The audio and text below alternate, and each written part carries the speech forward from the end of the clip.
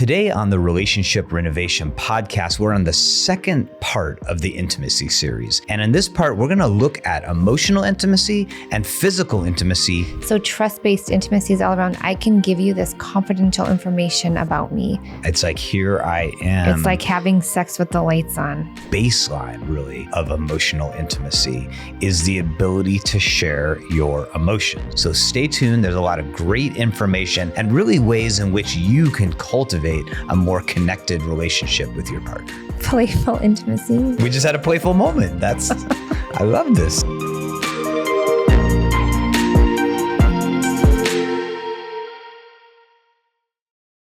Hello all, and welcome to the Relationship Renovation podcast. I'm Tarah Kerwin. And my name is EJ Kerwin, and we are beginning the second part of the intimacy series. And we know that having a connected, intimate relationship with your partner is incredibly important. And that's why we want to spend a lot of time really helping you understand what is a healthy, intimate relationship.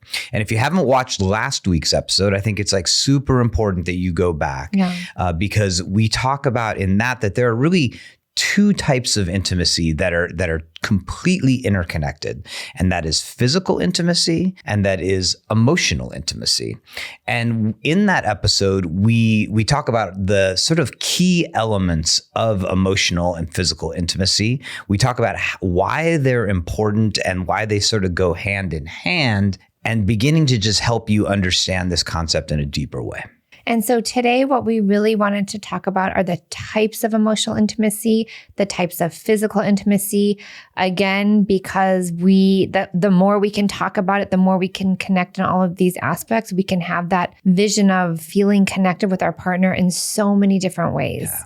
I think this episode is incredibly important and is going to be super useful because of the fact that it really starts to separate things apart. And it also gives you then, as a listener and as a person in a couple, the ability to actually say like, hey, this is how we can approach getting more emotionally connected, getting more physically connected. Because what we're going to do, like Tara says, is we're going to literally start with emotional intimacy, and we're just going to break down this type of emotional intimacy, this type of emotional intimacy. And what you can do is you could literally write these things down, and then you and your partner can be like, hey, how do we work on this part of emotional intimacy? How do we work on this part of physical intimacy? I think it makes it like, it takes it out of the abstract and makes it very practical.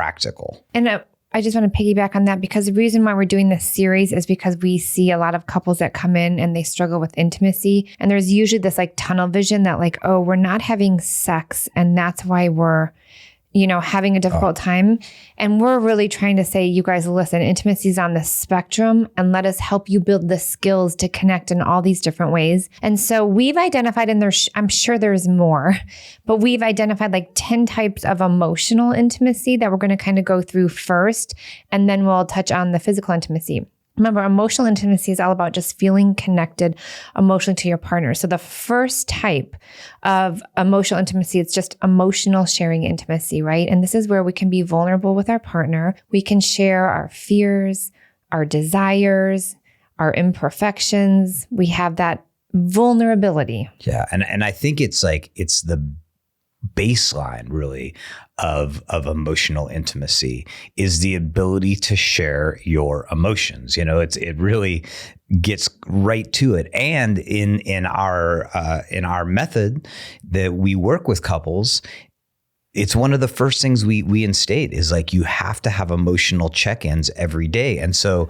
creating emotional sharing with your partner seems like very easy, but it's actually, pretty complex, because in order to do that, you have to recognize you're having feelings.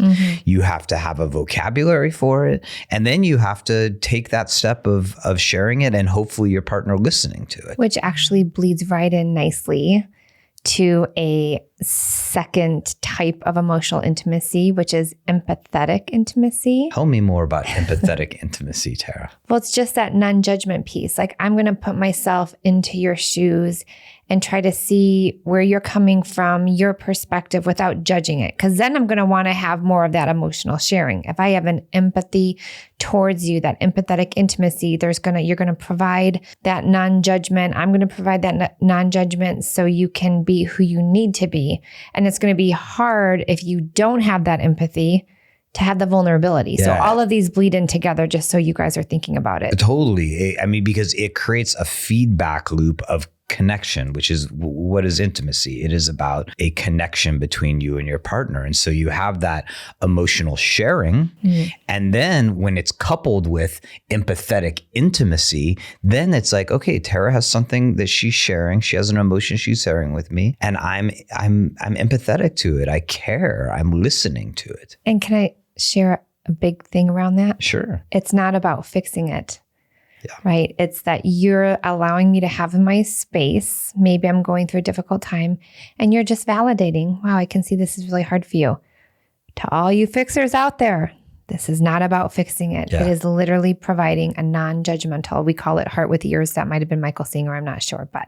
I mean, and this has always been a big area of growth for me, is like when Tarah is having an emotional sharing moment and I want to fix it. I want to be like, well, if I do this or, oh, you know what I did is I went and got this and now you don't have to feel this anymore. That's not empathetic. In a lot of ways, that's shutting her down. And so I'm personally working on how can I just be empathetic in those moments when she takes that risk of opening up, and sharing her emotions with me. And I would just like to say, I'm getting better at saying, EJ, I don't need you to solve this problem right now. I just need you to listen. So I think it takes two of us to help each other in developing these, because they do not come innate for everybody. And it's just so interesting to me because as we, begin to talk about, hey, here's all the different types of emotional intimacy, and there's emotional sharing, there's empathetic intimacy, and then next is trust-based intimacy. And that's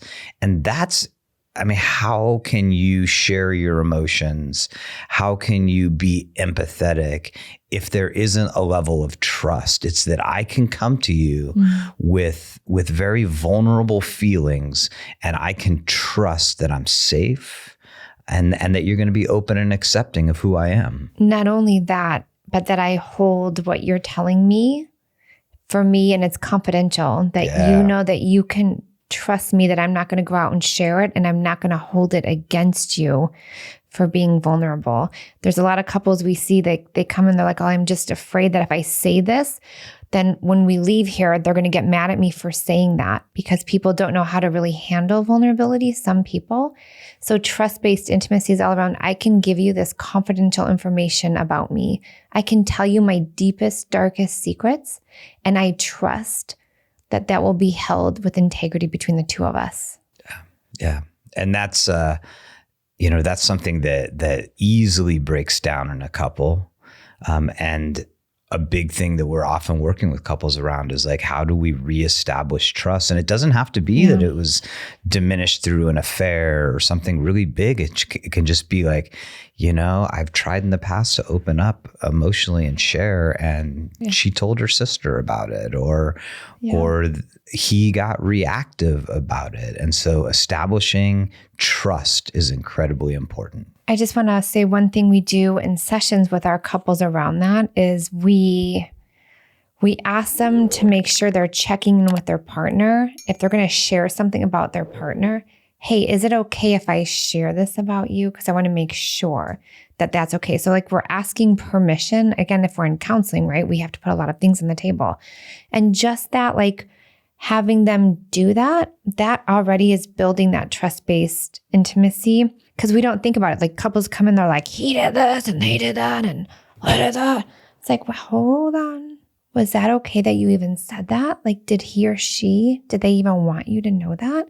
So again, really starting off in the beginning, we have partners check in with each other. Hey, is it okay to share that? And that, again, that starts kind of the foundation. Yeah. So let me take this next one because, it's interesting because different components of intimacy might be more important to different people. I mean, the first three we talked about were very sort of like foundational things about trust, about empathy, about sharing your emotions.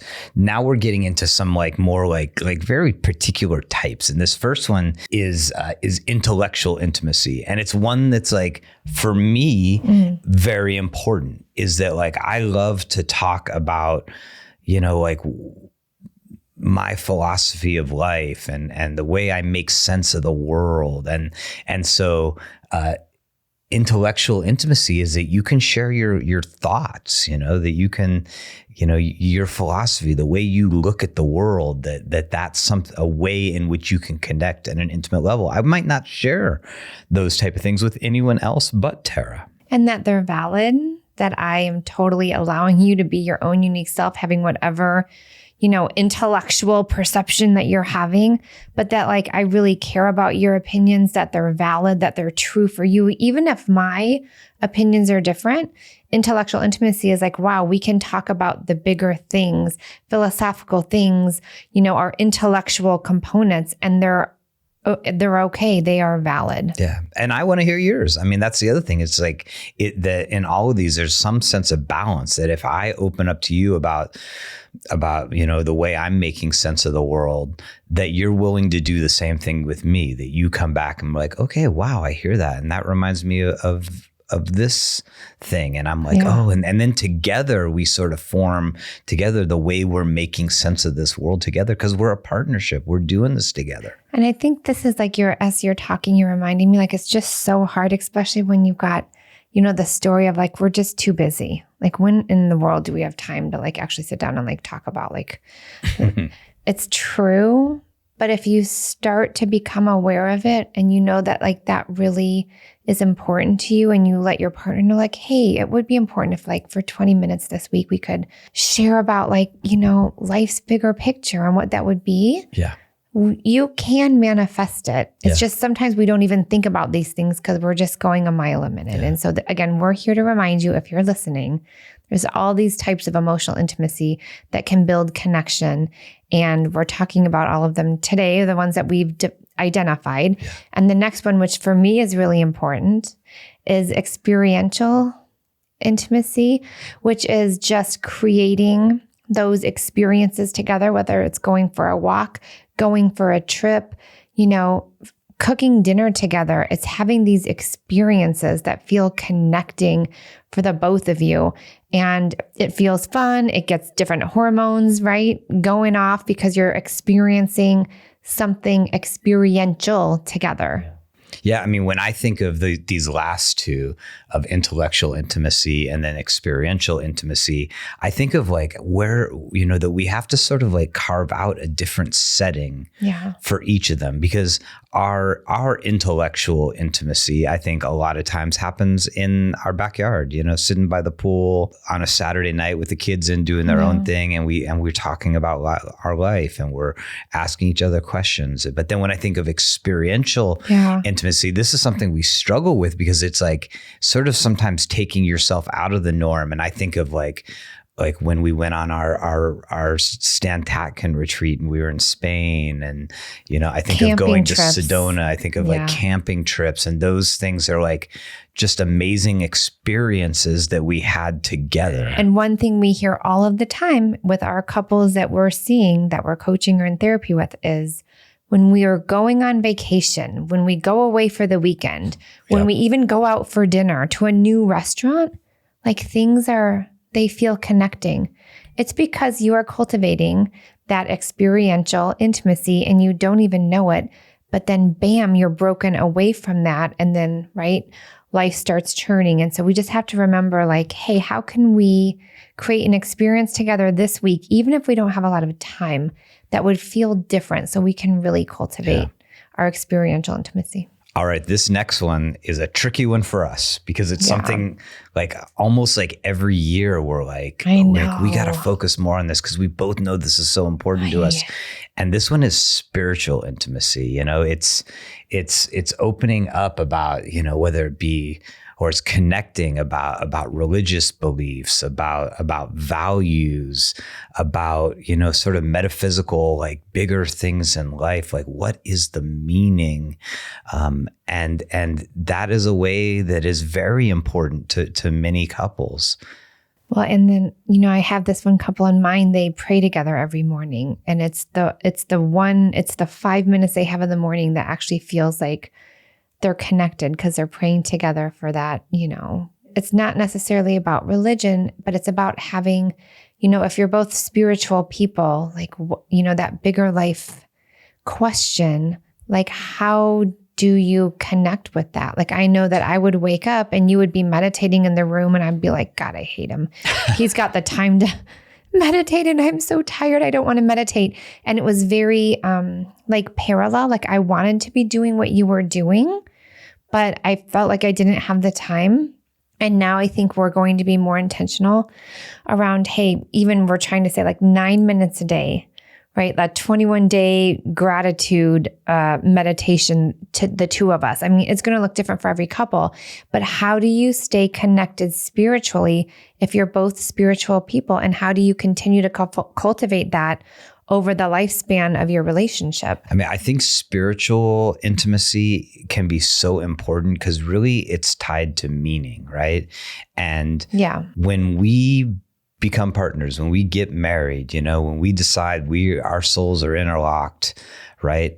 Then how we move through life together and the meaning we find in this life we have is linked to that other person. And if my spiritual life is disconnected from your spiritual life, I think emotional connection could be really, really, you know, difficult to have. And so that's why, like, we've stated for a long time, it's something that's really important. It's something we're working on, but it is something that can be really, really difficult for couples to find. And I will say it's inconsistent for a lot of people. So let's say if I'm feeling spiritually disconnected, you bringing me in and like reminding me, hey, this is really important for both of us.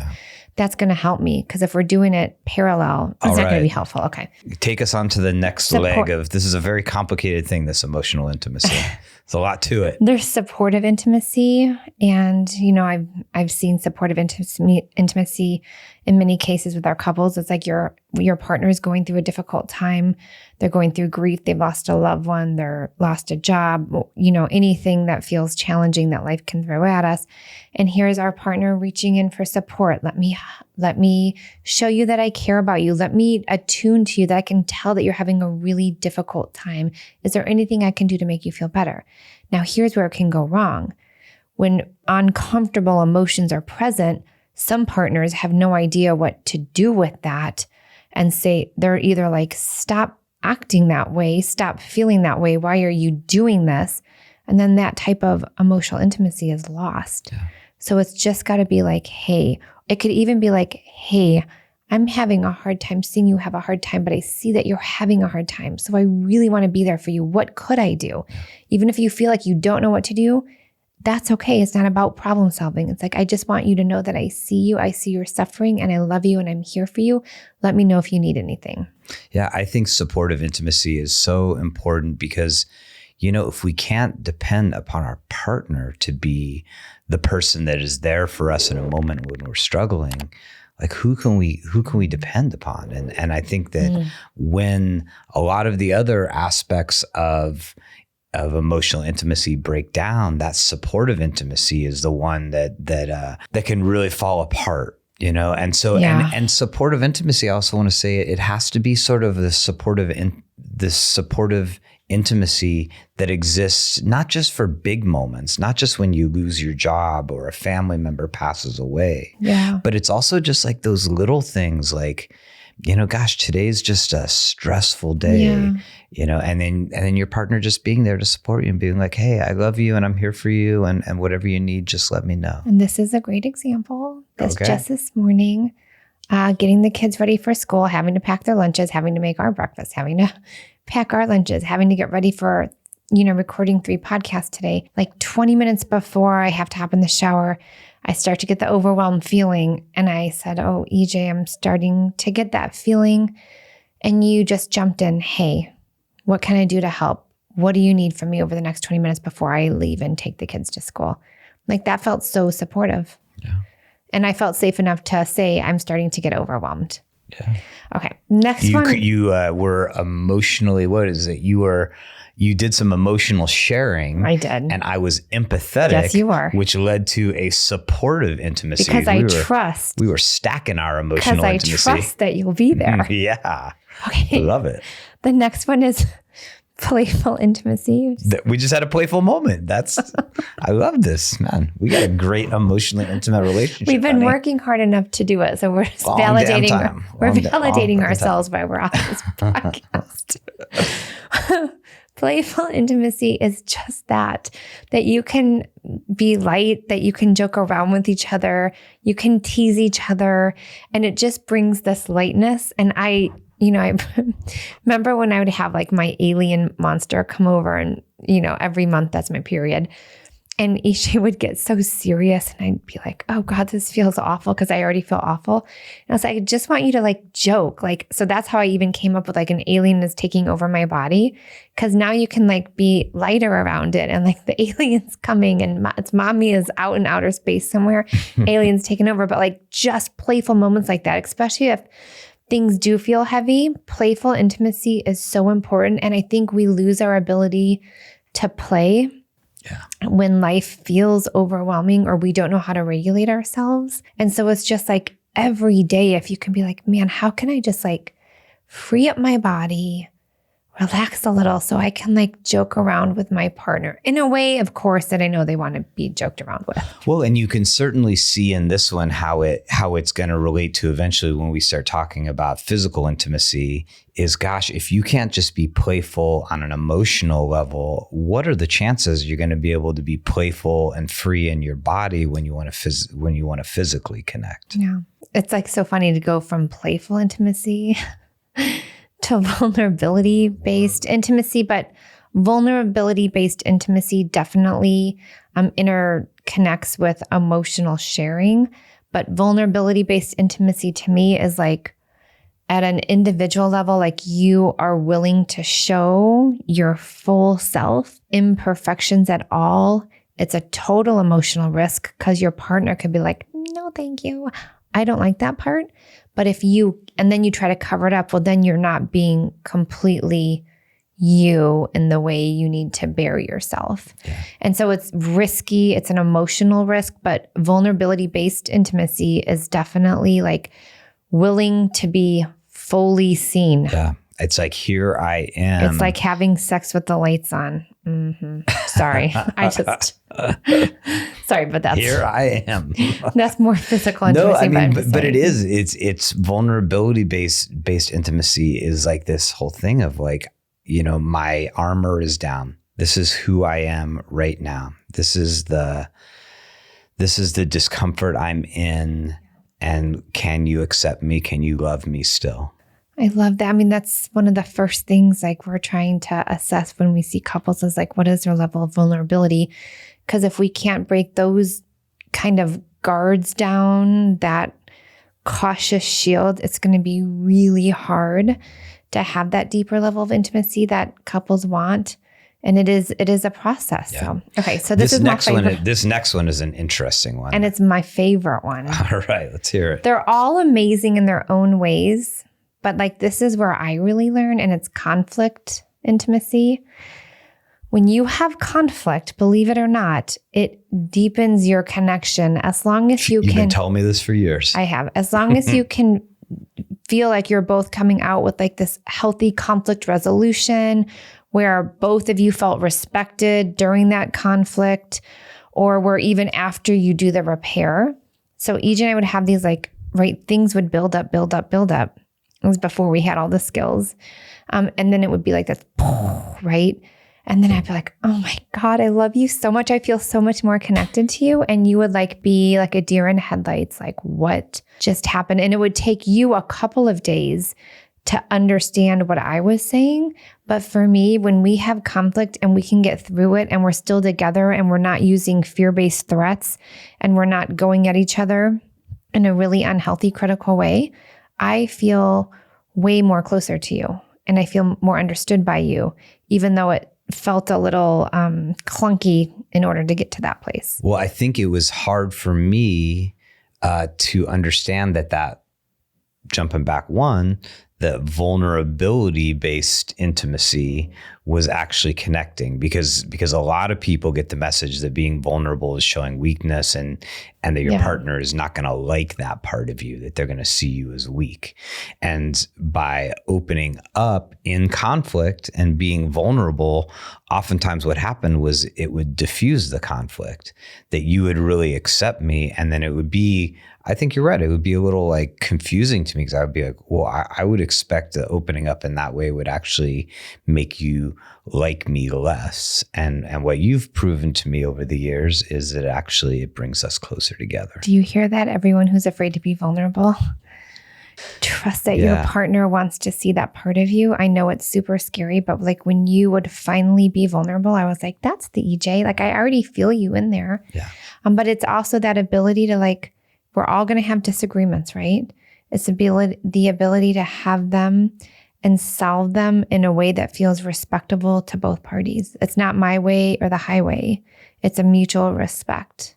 So we've gone through and we've really broken down like 10 separate types of emotional intimacy. And so, I really encourage you to jot these down, to write them, to talk about each one with your partner, because obviously, this concept, emotional intimacy, you throw it out there, it seems very simple.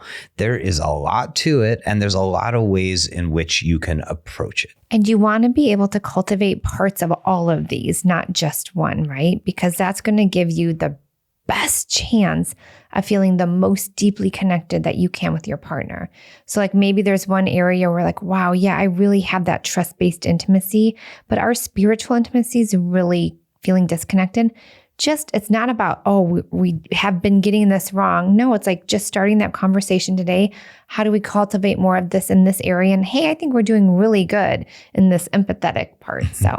So today we're going to define there's 4 types of physical intimacy. And the first 3 are non-sexual. Right. The first 3 are non-sexual affection. Tara likes to call them the NSAs. She'll be NSAs. I need a little more NSA. Yes, man. sir.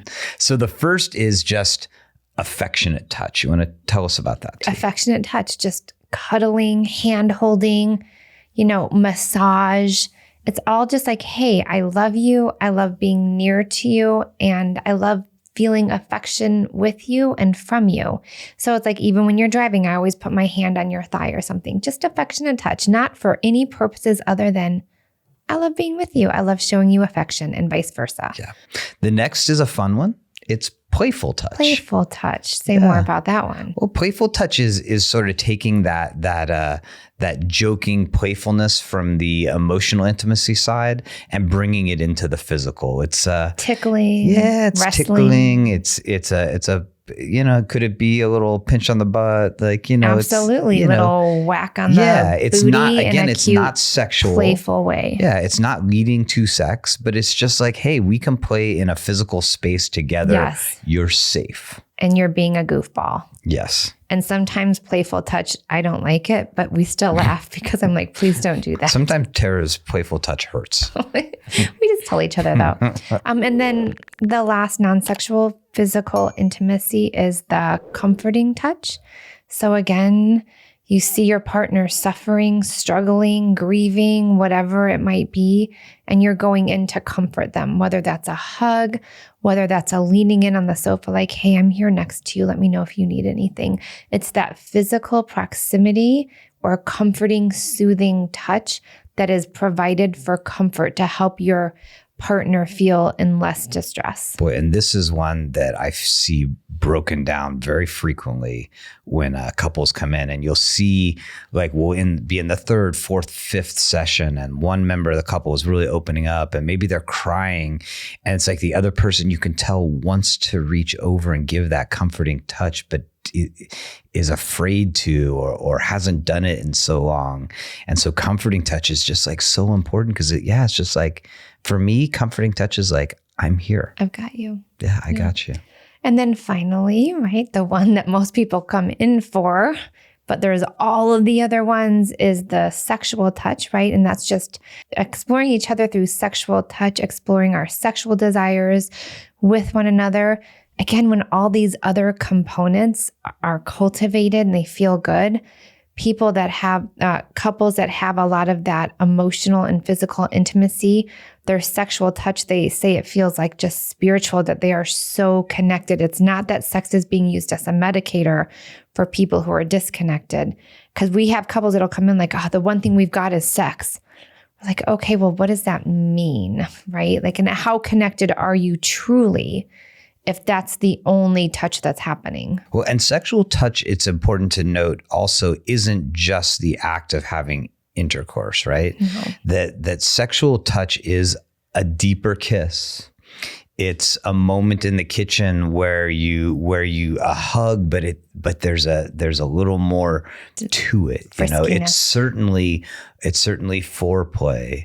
It's probably even the moments after you've made love where you're holding one another, but there's still just a deep connection, and there's still that deep attraction in there. So it's important even within these smaller categories to say sexual intimacy is we could get even deeper into that, of all the sort of small categories within there, but there's definitely a little more desire is involved. And what we do know when we've gone through with couples, building the emotional safety, building emotional intimacy, building the non-sexual physical intimacy, is that when you do get to the sexual intimacy, people are more curious about each other. It's easier to explore each other's desires because people come in with maybe kind of boxed in around what sex is for them, or this person should be just doing it, or that we should be doing it this many times. And it has nothing to do with that.